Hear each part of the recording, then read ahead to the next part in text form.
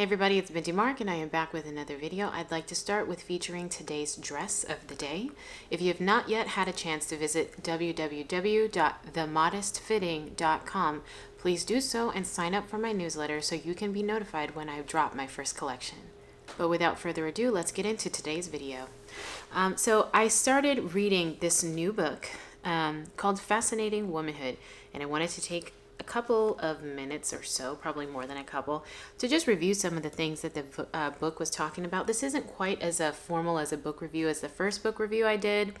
Definitely a little bit more casual. But the author in here, she's a Christian woman. And I have to warn you, if you do get this book and you do read it, please understand I don't endorse everything that's in here, because some of this stuff I was like, I flat out reject that. But there were other things that I was like, that is actually really worth considering. And one of the things that caught my eye was, how do you love a man? And more specifically, how do you love your husband? By accepting him. And I thought that this was a pretty interesting topic because I didn't realize all of the specific ways that we as wives can, without realizing it in a way, choose to not accept our husbands, until she kind of just laid it out in an easy way for me to understand. I want to read an excerpt. Dr. Peel answered firmly and a little impatiently, "Don't you know that you should accept a man at face value and not try to change him? Dr. Peel's advice is essential to a happy marriage and the foundation of fascinating womanhood. Therefore, if you want a happy marriage, accept your husband at face value and don't try to change him." Later on down in the page it says, acceptance is easier to understand if you form a mental picture of a man with a line drawn down the center, dividing him into two equal parts. Visualize on one side painted a bright color to represent his virtues. Picture on the other side something painted in a dull color to represent his faults. Then turn the dull side out of view so you see only the bright side. You know the dull side is there, but you are not looking at it. You see only the bright side. Acceptance means to accept him as a human being who is part virtue and part fault, and to stop worrying about his faults and look to his better side. I thought that this was a really interesting point because as I've stated before, my husband and I have recently celebrated a decade married, and something that I've realized is that it is actually a choice. And because we're women, I'm speaking from the perspective of wives. This would apply to husbands, but I'm not a man. So as wives, we can make the decision to either have laser focus on our husband's faults, making ourselves miserable and him miserable in the process too, or we can make the deliberate decision to instead focus on, emphasize, and celebrate the things that he does right. In the way that she put it, to celebrate his virtues.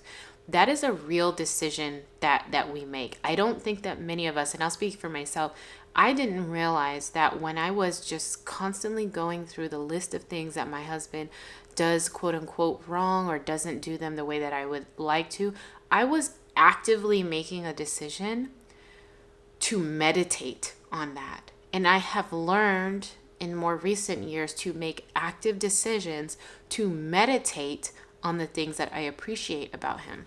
Because I've also come to realize too that I've said this in previous videos. I count my husband as a gift to me from the Lord. I certainly think that as his wife and as a woman given to him, I am a gift. But in a special way, my husband is also a gift to me because he is my provider and my protector and our leader. And he does such a good job with that. And that is a real gift. And I have found that when I am just rehearsing all of the things that he does quote unquote wrong, I am criticizing him, but more ultimately, I am criticizing the one who gave him to me. I am criticizing the Lord. And once I understood that, I was like, I really need to take a second point, because I'm kind of like the Israelites that were grumbling in the wilderness about how they didn't have this and how they didn't have that, and they were just overlooking all of the ways that the Lord had taken care of them, and all they did was complain. And God didn't appreciate that. And I realized that when I just gripe and moan and complain about my husband, I am like the Israelites wandering through the wilderness, being provided for, yet complaining anyway. And I realized I need to stop that. Because all it does is just make me kind of irritable, miserable, angry. It makes my husband miserable. And I think that it is an insult to the Lord. It's an insult to the Lord.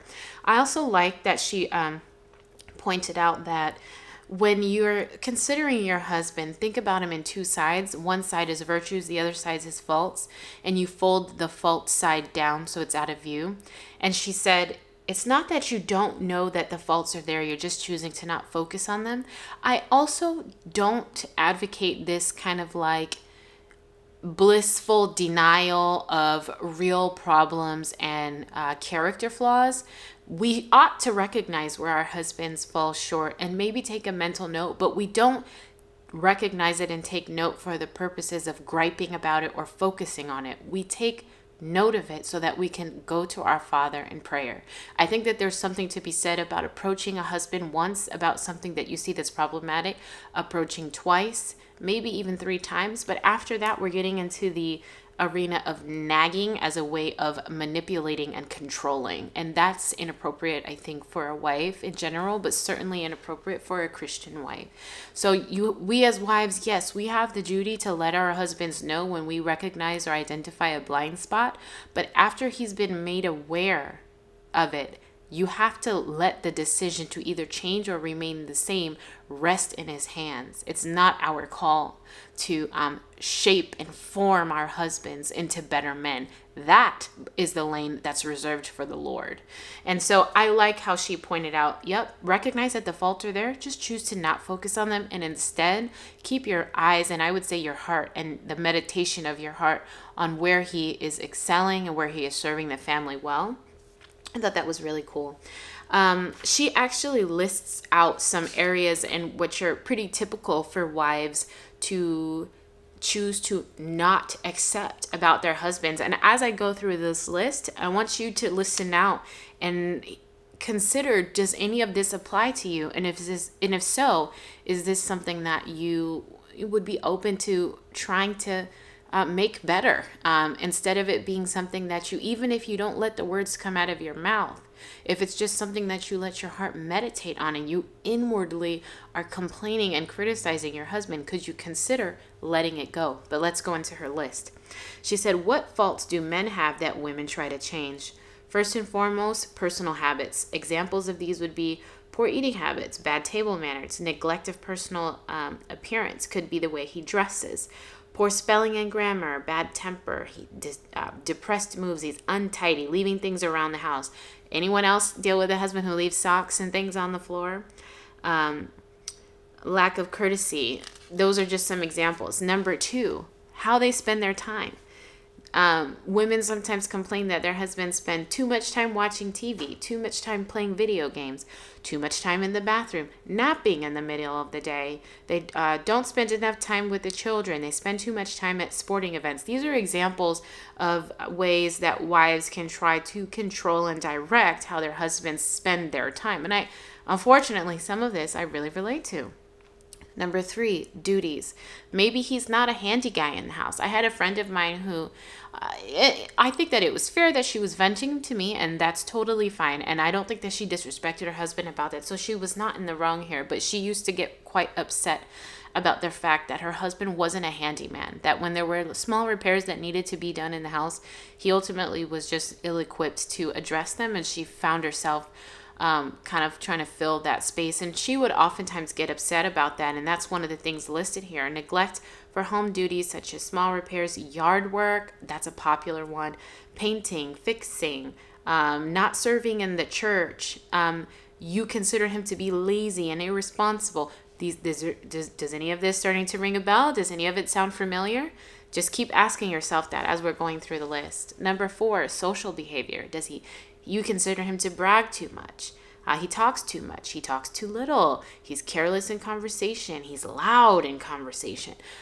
Do you judge your husband about the way that he chooses to express himself? Unfortunately, I see a little bit of myself in there as well, certainly in the earlier portions of our marriage. And I have since learned to allow my husband the space and freedom to be an individual, not something that I say, this is good and this is bad. That's inappropriate for me. Number 5, desires and dreams. He has no ambition, or in your opinion, no ambition. I watched a video of this woman who subsequently she divorced her husband. There was no adultery. There was no abuse that she mentioned. She divorced him because she said he lacked ambition and she had had enough of it. He seemed to make an income that was just enough to cover the necessities, but didn't appear to have an intrinsic desire or motivation to excel and achieve more. And that really, really bothered her to her core. And she ultimately divorced him for that. And that's one of the things that she mentions here. Has no ambition or zest for living, doesn't have a desire to better himself, and underestimates himself, lacks confidence, can't make up his mind about what he wants out of life. I had another family member of mine who her husband was a very skilled and gifted cook. He actually had a lot of years of experience in the restaurant business and had since retired. And his wife was really encouraging him to start a food truck or a catering business.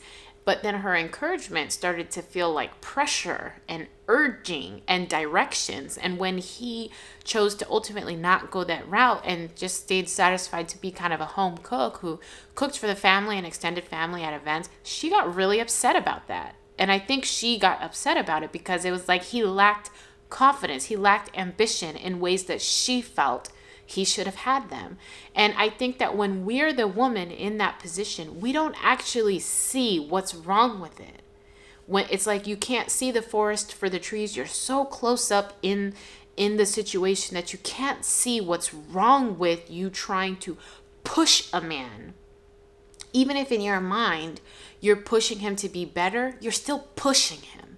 And that's actually a kind of disregard and disrespect. And so I'm glad that she listed that here. Number 6, manly qualities. He isn't masculine enough. He has flabby muscles or he won't exercise. You consider him to be too fearful about launching out and trying something new. He's too soft on the children, worries too much about past mistakes. Again, ask yourself as we're going through this, does any of this apply to me? Do I see any of myself in this list? And if so, really consider if that's really something that's to the benefit of your husband or truly to his detriment. Number 7, money. Doesn't earn enough money. Doesn't manage money well. Spends money foolishly, in the wife's opinion. Is stingy with money. Spends large amounts of money without consulting the wife. Money is a big issue in marriage. And she actually devotes a whole chapter in this book discussing how money can be managed in marriage. And oh, man, I think I might just do a separate video just on that alone, because I did all of the mistakes that she listed. I did them. And then ultimately what she wrapped up in saying, hey, this is the best way I think couples should manage money. That's exactly what we ended up doing. And we have had smooth sailing ever since. So I think that there's something to be said there. But to get to the core of, oh, my husband doesn't make enough money. I had another friend of mine who married a man, and from the jump, she knew she had an issue with his income. While they were dating, she recognized that, but she still went on to marry him anyway. And I sternly warned her, not as like a parent or anything, but as a friend, of a peer to a peer, someone who had been married a little bit longer to someone who was just entering into marriage. I said, whatever you do not express dissatisfaction or disdain for the amount of money he's making as long as he is able to provide the basics.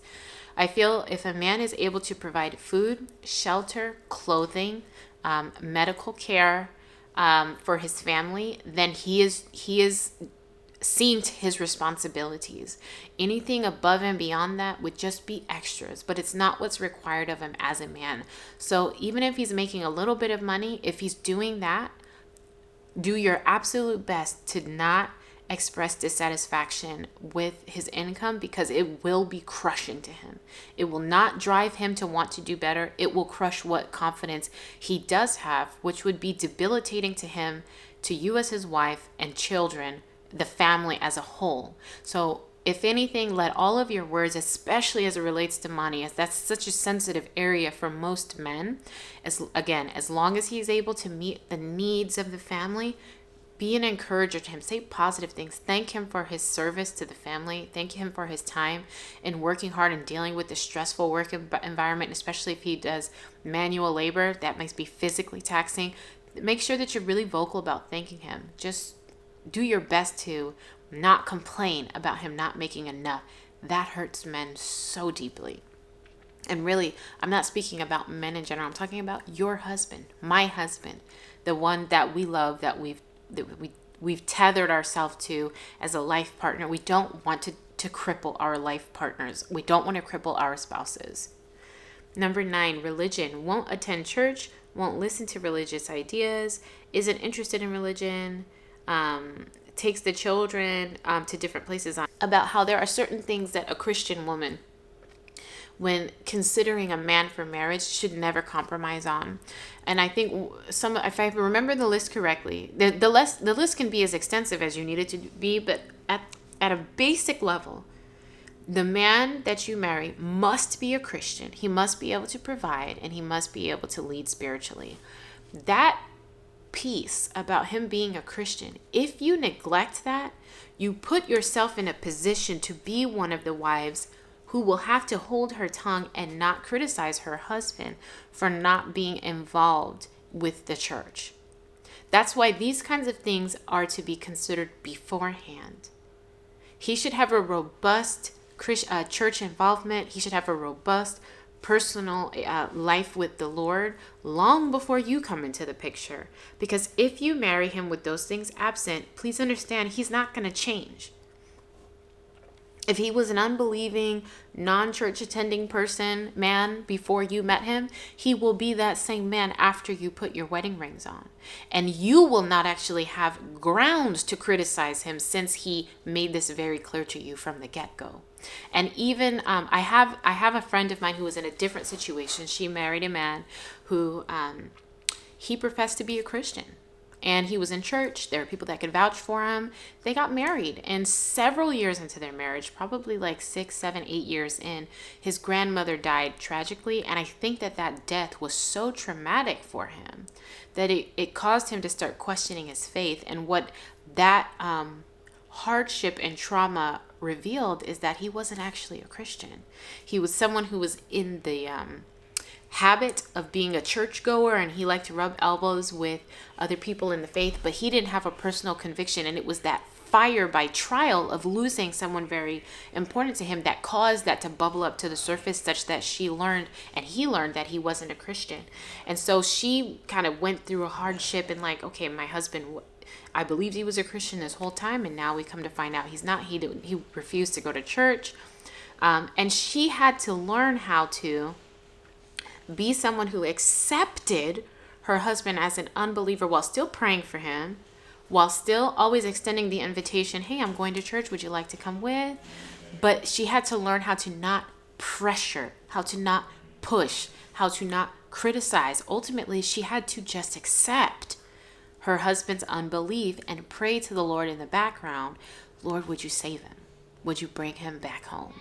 And I think that that's something that the religion piece, it's a huge rift. It can be a huge rift in marriages, but as much as it depends on you, try to get that piece squared away before you even make a man your husband. Because once he's your husband, it's not going to behoove you to be constantly criticizing him about either his lack of interest in the faith, or he's not doing it enough per your standard. Like you're going to set yourself up for a headache in that. But if you do, unfortunately, find yourself in a situation like my friend who married a man who she thought he was a Christian, he went through something horrible, horrific, and it shook his faith, and he realized, I don't believe in this. When you find yourself in that position, don't fall into the all too easy trap of criticizing him and not accepting the facts about who he is.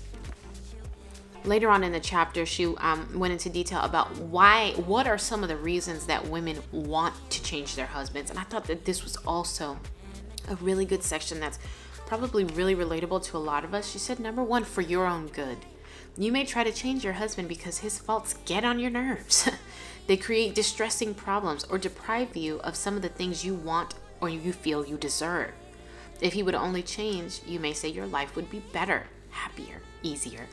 I had a friend of mine, I feel like I keep saying I had a friend. I'm actually really thankful for all of these kind of like real life experiences so that I can kind of illustrate what the author is meaning. I had a friend whose husband was providing the needs, but wasn't doing anything above that. And so she would complain that she couldn't, she was someone who was, prior to getting married, she worked and she was only responsible for herself. And so she, paid all of her bills, and she had a little bit of money left over. She put some to savings, and then she would use some of the other money just for like beautification things. She might get highlights in her hair. She may get her nails done. She may get her eyebrows arched, like, all of the things that ladies sometimes like to do. But she found that once she came to fully depend on her husband financially, she just had to let some of those things go, and it kind of made her a little bit resentful. And I feel like those feelings are understandable, but you can't let those feelings drive you again to the point where you're trying to change your husband, because it's like taking one step back and one step forward and 5 steps back. The trying to change a man, exerting control and manipulation, it has the opposite effects that I think we women think it has. And so that speaks to this. One of the reasons you might want to change him is for your own good. Number 2, for his own good. This goes back to my family member who was trying to push her husband to open a food truck or a catering business because she saw the potential there, for his own good. You care about his comfort and his happiness. You want him to be successful and get the best out of life. So you set out to change him for his own good. You may have begun marriage making a list of his faults, thinking it your duty to improve him. Is it your duty? Are you responsible for making your husband into the man he ought to be? Those are rhetorical questions, and the answer is categorically no. It isn't our duty. It isn't our responsibility. And I would venture to add to what the author said here. It is not our right. It is not our right to treat our husband like Build-A-Bear projects where we change him here and we make this modification there and we do this and that. He's not a Build-A-Bear. He's an individual made in the image of God, who existed long before you were in his life, who will continue to exist if tragically you were no longer in his life.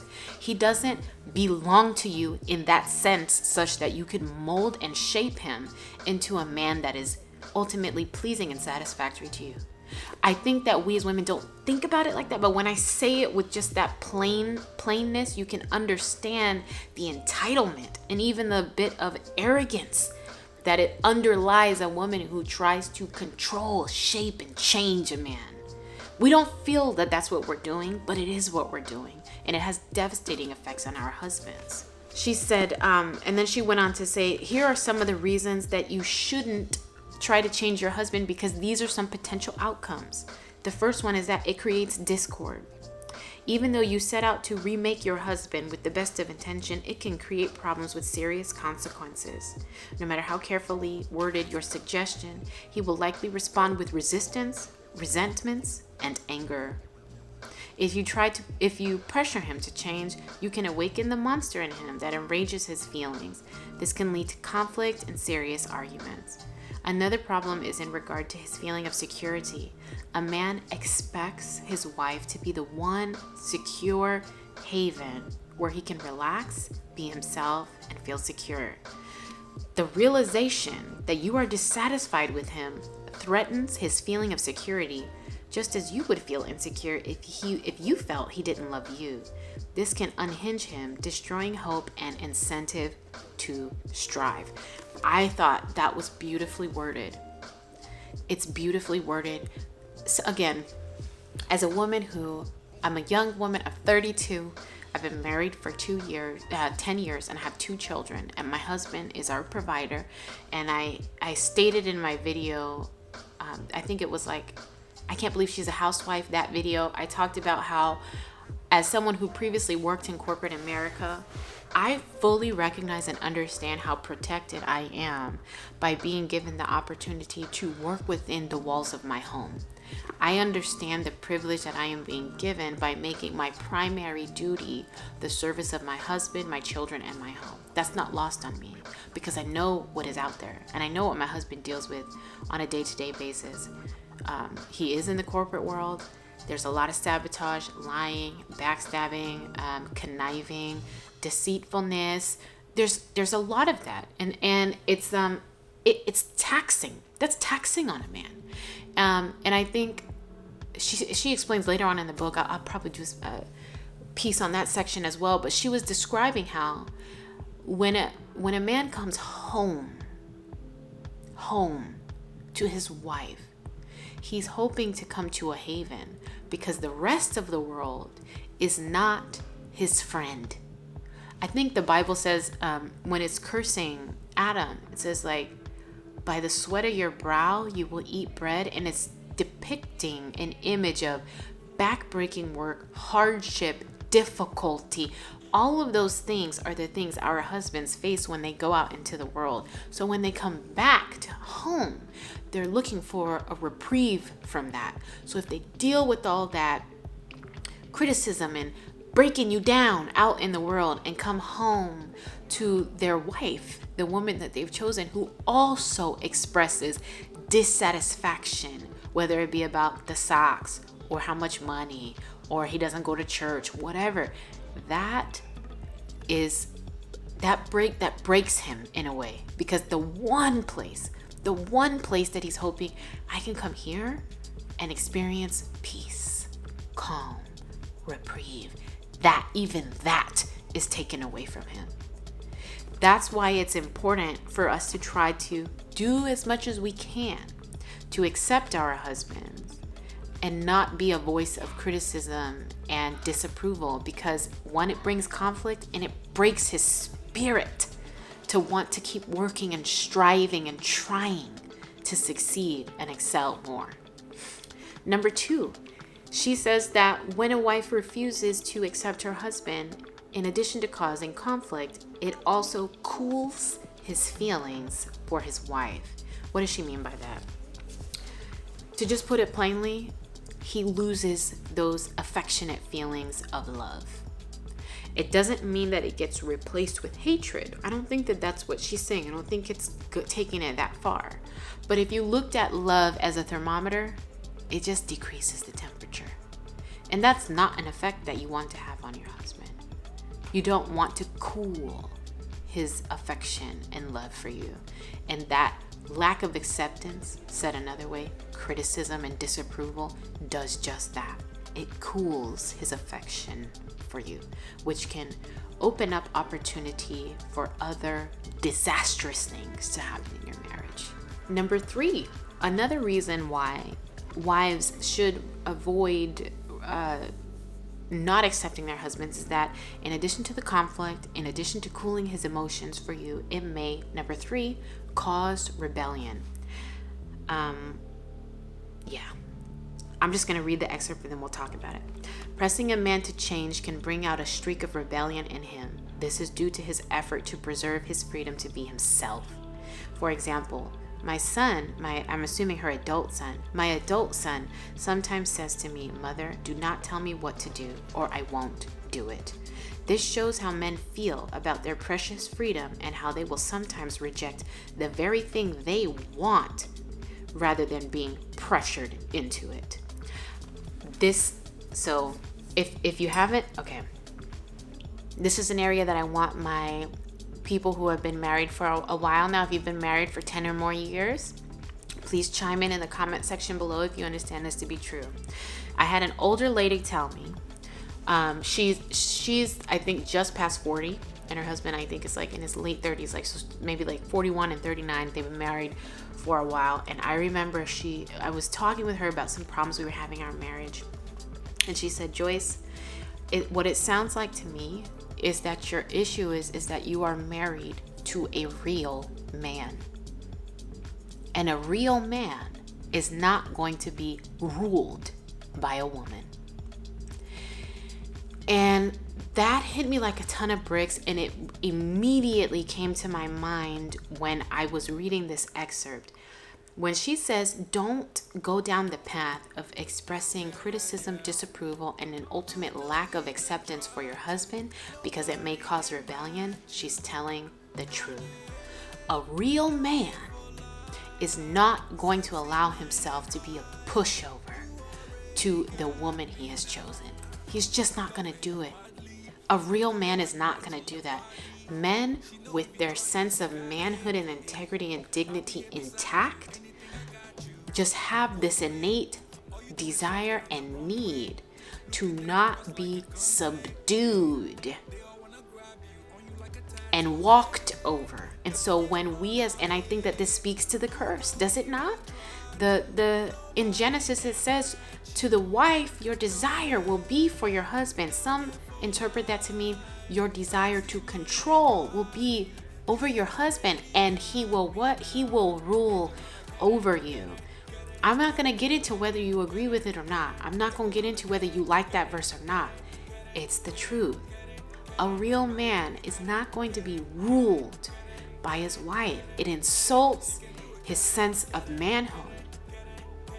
And what's more is, I would say that women who have succeeded in breaking their husbands such that their husbands allow their wives to rule over them, those are ultimately men who they find themselves no longer attracted to. I had a woman tell me that. She said, I don't remember exactly how she worded it, but she said something along the lines of, I know sometimes we fight to be the one in control. We fight to be the one with power, but we as women, we really don't actually want that, because then when we have it, all of the responsibility is on us, and we have a man that we have to lug around like he's dead weight. We don't want that. We want the man to be the head and the lead, even though, sadly, we sometimes fight against that. And so what I'm saying is, if you're married to a real man, don't be surprised when you start trying to exert influence and control over him, you get a response of rebellion simply because you tried to control him. A real man is not going to accept that. A real man is not going to like that. And unfortunately, I have learned that very lesson myself in my own marriage.